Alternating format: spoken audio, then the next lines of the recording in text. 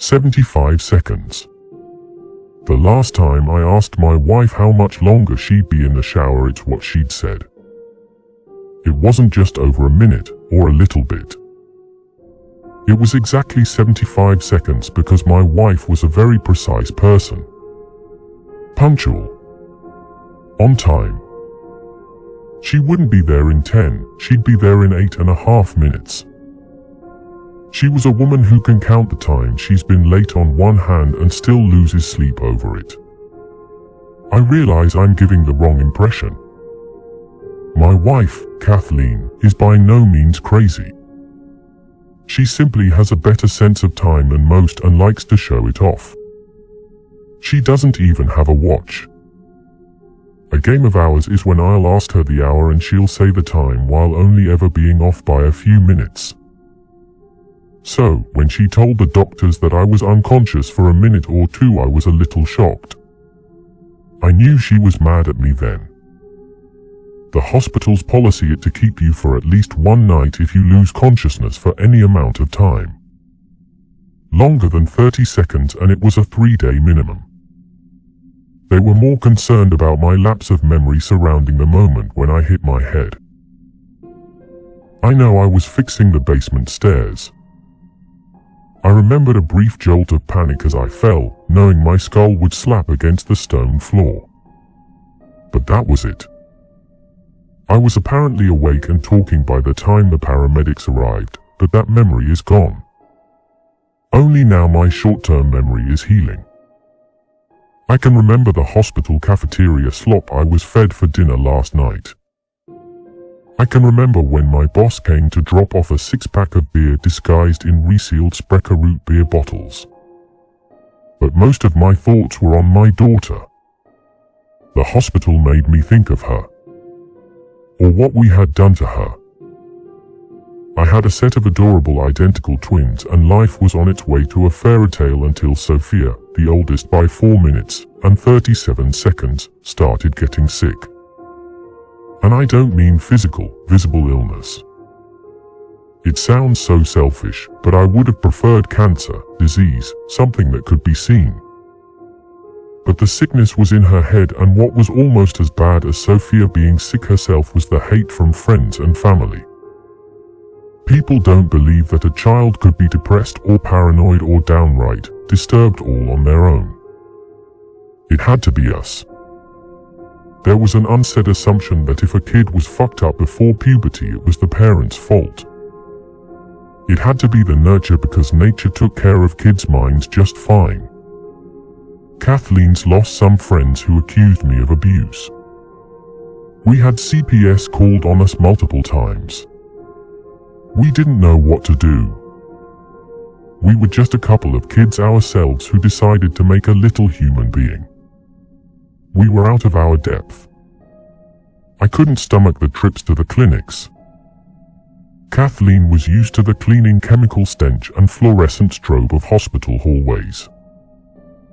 She said that before her sister, Cindy, lost her fight to a blood disease, her family was always in and out every kind of medical institution. Western and non. I suppose I have to paint a picture so you can understand why parents would give up on their child. I don't want to be the bad guy here. Sophia liked to torture animals, set things on fire, stare at her mom and I as we slept. Classic serial killer shit. Her identical twin, Rachel, was normal. We tried expensive child therapy that left bills we couldn't pay. Kathleen couldn't stand the price, but I wanted it to be expensive. I wanted to be able to look myself in the mirror and say my wife and I went into debt to try to help our little girl. We did everything.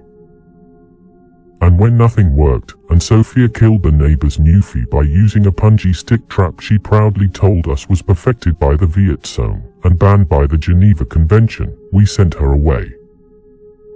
I knew this would happen. Kathleen sobbed in the passenger seat after we dropped Sophia at the Rainbow River Young Adult and Child Inpatient Psychiatric Treatment Center.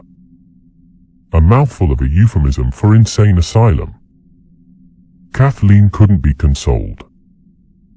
She kept crying while my hand bobbed helplessly on her shoulder. Ever since they were babies, the day they were born, I knew it would always be this way. I knew we'd be here. I thought she was just being hard on herself. I didn't even think to ask how she could possibly know. There's nothing we could have done different, I said. That's not true, she sniffed up her snot and wiped her eyes. We never had to have kids in the first place. This is the part that's personal. A part that I know most parents would admit, but when we got home I was 100 pounds lighter. Sophia was gone, as far as I was concerned. When people asked, I had one daughter. We were a 3-person family now, and even our Christmas card would suggest so. We were one of those families with a dark secret, one that new friends would never learn no matter how close they got to us. Too embarrassing to ever tell. Too easy to just forget. A daughter locked away. After a while I really did begin to forget about her. Since Rachel and Sophia were identical, it wasn't hard to picture I had just one kid. There was no face I had to forget. If I saw Sophia in my dreams, it was easy to lie to myself and say it was Rachel. The only time my fantasy crumbled was when Rachel would ask about her. But as time went on, she asked less and less. Life was a fairy tale again, although with a little more of a dark Disney-esque twist. That was 2 years before I fell down the stairs, and to be honest, I hadn't gone to see Sophia since. 3 days later I got home from the hospital and my life was the same as it was there, just with less linoleum. I was propped up in bed with the curtains drawn and the lights dimmed. Kathleen and Rachel had both been rather quiet since I woke up in that hospital bed. My girls were noisy, they had loud laughs and perhaps obnoxious voices if you didn't love them. But the doctors recommended no loud noises, so I was stuck in this subdued world for another couple weeks. The first day Kathleen came in, she set my food tray on the bedside table. I know it's against protocol, honey, but can you please just give me a hearty laugh? Hell, a yell? Just something other than silence, I said. She tilted her head but didn't smile. You know I can't do that, she nearly whispered.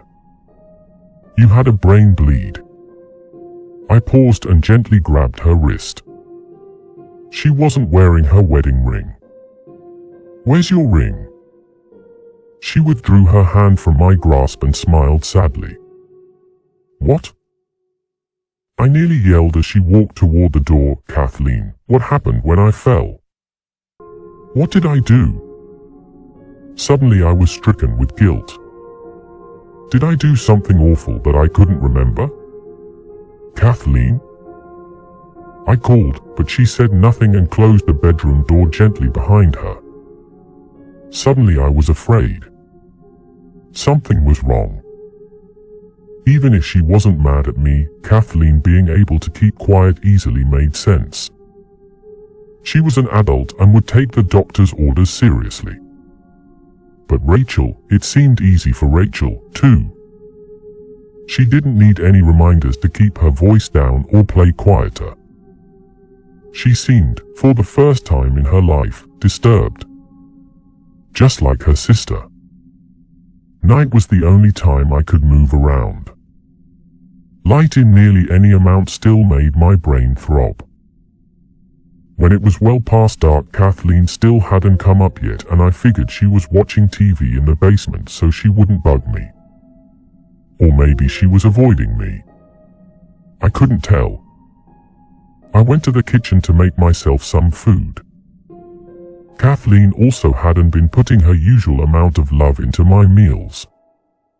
They were hastily tossed together. I jumped when I reached the stairs. Rachel was standing on the landing, staring at me. Hey, honey. I swallowed my spit nervously. I was afraid of a little girl. My little girl. But I thought maybe I was right too, because she didn't respond right away. Rachel? Daddy, she paused. I think there's something wrong with Mommy. I turned on the hall light to better look at my daughter. When Rachel was just a toddler, she clipped her cheek on the corner of a coffee table. It was a surprisingly nasty gash, one that I actually hoped would leave a scar. Being a dad is difficult enough, and I wanted something other than hairstyles to tell my girls apart. But Rachel had been so young it healed completely. She and her sister were truly identical. What makes you say that, sweetheart? Lots of things. She was swaying her shoulders now. She said I need to come with her to work tomorrow. That made some sense. Rachel didn't have school the next day. It was parent-teacher conferences, and I couldn't look after her myself. Well, she's your mother, honey. You have to listen to her. Why don't you go back to bed? It's late. We'll talk about it the morning. Rachel walked up the rest of the stairs towards her room, and I gave her an embarrassingly wide berth. She stood in her doorway and stared at me. She was waiting for me to tell her I loved her, surely.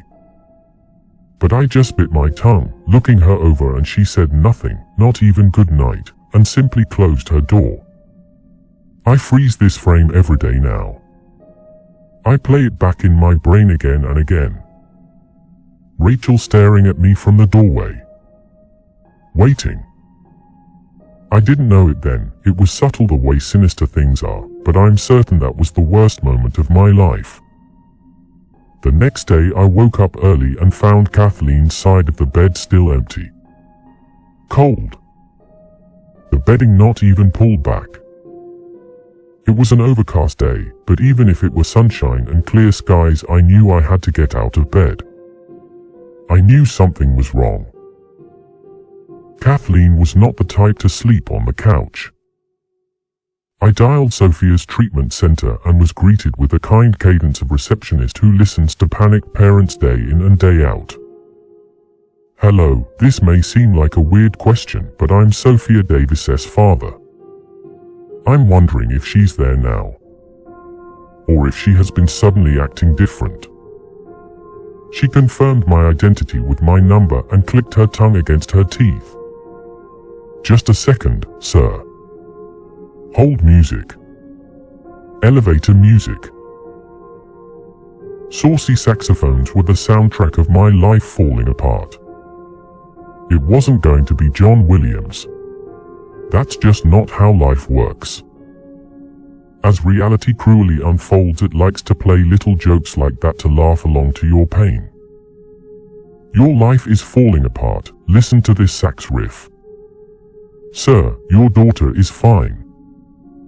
Her behavior the last few weeks has been reported as normal. Are you sure it's her? You see, she has a sister. Yes, we're certain it's Sophia. Thank you, I said quickly and hung up. I went outside, stumbling into the backyard to see if Kathleen's car was gone. But something caught my eye in the grass. It was my wife's phone. Stone cold and wet with dew. It was dead, and I walked inside quickly to charge it. There would be something on there that would tell me what was going on. Texts to her best friend. Google searches. But it was nothing like that. When it turned on, she had dozens of missed calls and texts. 100 notifications. Her phone had been off for days. 4 days exactly. I was able to figure out from the age of the oldest notification. The texts were concerning. An angry boss. Her friends thinking that she was mad at them. But the voicemails. There were several. All from a psychiatric center. A Dr. Renner had left voicemail after voicemail. I yanked the phone from the charger and paced where I had space in backyard to listen to them. I knew then why my wife was prophetic about Sophia's fate. Why she was so sure ever since our girls were born that Sophia would end up in a psych center. I dropped the phone back to the grass. The side door to the garage was slightly ajar, but I already had a feeling of what was inside. I pushed the door open, and laying in a circle of dried blood was my wife, wedding ring shining on her finger. From the flies and the stench, I knew she'd been dead for days. My wife was here, dead. That means I sent Rachel with her. I told her to listen to her mom. I ignored my daughter's gut and didn't even tell her good night. I killed my girl with those words. I can't pretend I didn't, because that wasn't her mother. Kathleen's sister, Cindy, is alive, and they are twins. Identical, just like my daughters. As it turns out, Cindy likes to torture and kill things too, and she escaped from her insane asylum just 4 days ago.